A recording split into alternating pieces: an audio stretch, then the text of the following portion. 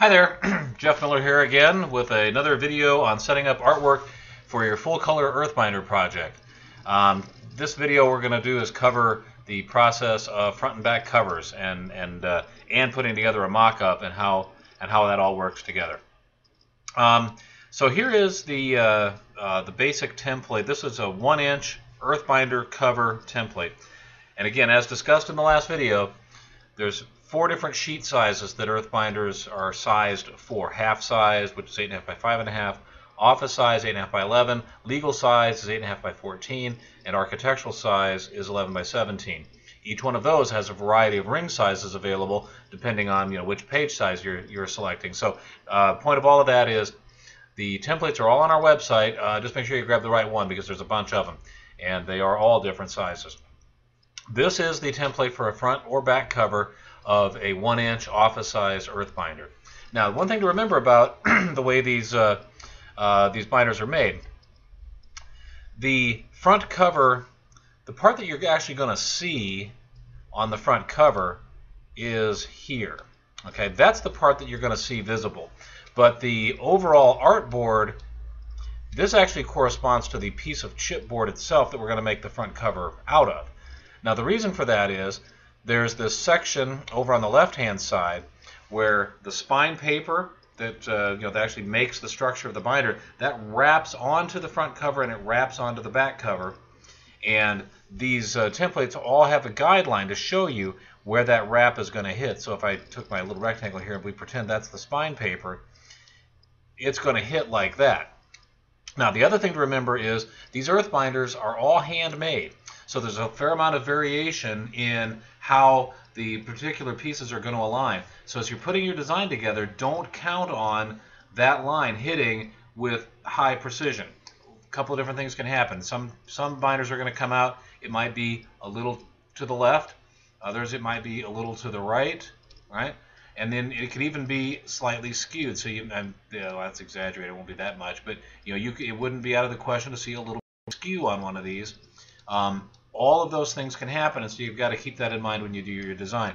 Fundamentally, what we think works best is that you don't want to have a design that sort of depends on art flowing continuously from the front cover to the spine, unless you design it in a way where it's a fairly neutral pattern on the seam. What doesn't work well, for example, is if you had some kind of a design where you had a big solid bar going across the whole binder. You want it to be front cover, spine, back cover. The reality is those will never line up accurately, and it'll look very steppy, and it won't look good. It'll sort of highlight the variations in the manufacturing process. So something to keep in mind from a design perspective. Anyway, that's the template. It's pretty straightforward. They're all just a single artboard sized to the appropriate size with a bleed allowance and with these guidelines to show you the overlap point on either the front or the back covers. Remember, the back cover, everything's mirror image. So with all of that, here is an actual design. This is from our stock design library for a front cover, and again, it is what it is. It's just a very basic binder design. But I wanted to step through the process of saving this to show you the correct options that you need to use when you're saving these files.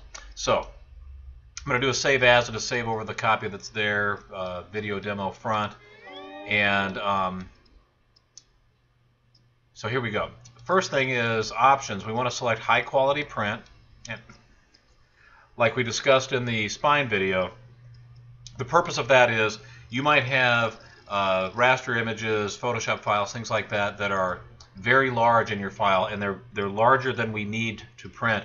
And by setting high quality print, what will happen is it'll automatically skinny those down to a more manageable size. You'll never see the difference in the printing output, but it'll make handling the file so much more convenient downstream, especially since you're going to have to be sending these to us presumably over the internet at some point, and making them smaller is always going to be easier.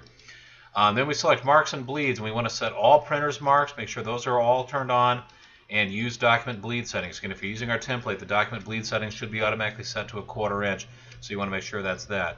Now, just a note, in our workflow, we actually use these files as our working files when we do revisions as we're working through designs with customers right on these files. So just make, if you choose to do it that way, just make sure you have preserve Illustrator editing capabilities turned on just for your own convenience. Without that, it'll stack things up into multi-layers of nested clipping masks, and it can be a real chore to pull them apart.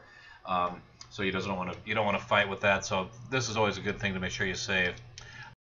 That's it. You save your PDF, and what you end up with in PDF format is going to look like this. So there's our front cover. It's obviously trimmed the artwork to the bleed line. It's put our cut marks on there, our alignment marks, file name, color bars, all of it's there. This is the file that will get sent straight to the printer as is. There's no further manipulation downstream. So again, part of our purpose of having these templates and having these videos to help show you guys how to do these is so that you can send us files that are precisely print ready. That's how we're going to be able to take your job, and if you get the artwork to us by noon on a business day, we'll get the binders out that day, at least for modest quantities, 10, 20, 30 binders. If you need 500, it'll take a little longer, but for proposal type quantities, the kind that tend to always be in a hurry, we'll get the binders out the same day if you follow our specifications on these files. So anyways, that's what a front cover looks like. I've already saved the back cover, and it's essentially the same thing, mirror image. I just wanted to show you that on the back cover, the blank spot where the spine wrap is going to come over the side is on the right. So there we have it, front and back. Now let's talk a little bit about how we create the mock-up. Now the mock-ups are something that we've been doing them for a while because this is what, if you get a proof from us, this is what you're going to get.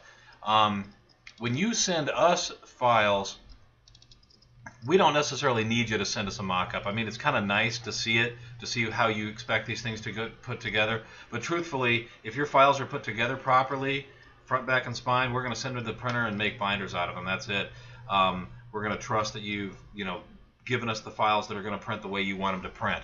So, but if you want to put a mock-up together for your internal purposes, or if you'd like to send it to us just to make sure everything looks right, feel free. So anyway, this is the template file for here, this office size 1-inch mock-up, and basically it's got 3 sections: front cover, spine, back cover, just like the binders are made. Now what we do, our process for loading these up, we go to the custom artwork layer first, and we place all of the files that the 3 that we're going to load into the mock-up. So let me just navigate to that real quick, where we put our samples, and here we go. So we have video demo back, front, and spine. I'm just going to grab the back first. There it is. I'm not particularly worried at the moment about where it lands. We'll leave it. We'll fix that up in a second. Then here's the front, and then here's the spine.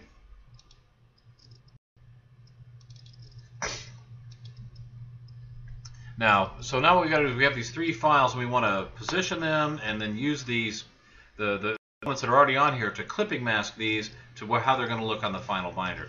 So because we just placed the spine, it's currently selected. So what I'm going to do is I'm going to shift select, and I've selected this darker brown rectangle that is the spine mask. Okay. Now I click it again, that locks it, and now I'm just going to horizontal align, vertical align, and then I right click, make clipping mask, and that locates and positions our spine properly right on the template. Now the next one is I'm going to grab here, this is the front cover. I'm just going to do the same thing. That's selected. I'm going to shift select the front cover mask. I'm going to click the front cover mask again to lock it, align horizontally, align vertically, and if you kind of look here, you can see how our cut marks all hit right on where this template's gonna cut it off. Make the clipping mask, boom, it's perfect. Now last one, you may be saying, what's this going on over here? Well, that's actually from the back cover that's sort of peeking through over there. Last one, we got the back cover, same thing. Select that, shift select the back cover mask, click it again to lock it, align horizontal, align vertical, right click, make clipping mask, pow. Job is done. So what I'm going to do, there's that. Let me kind of show you maybe a little more what it looks like. So if this was a job that we were doing for you and you were having us put the artwork together, we would do all these steps and then we would save this out as a low resolution PDF and send that to you if that's your proof. Again, you can save these, you can use them for internal purposes, you can use them to send to us, whatever you like, but it certainly helps us having a systematic way of putting these proofs together that's a fairly accurate representation of what the binder is going to look like. I hope this has been helpful. If you've got any questions, you can always give us a call here at SpeedBinder, 888-338-0924. We're here to make this as easy for you as we can. Anything we can do to help make this work, just let us know. Appreciate your time. You guys have a good day. Thanks.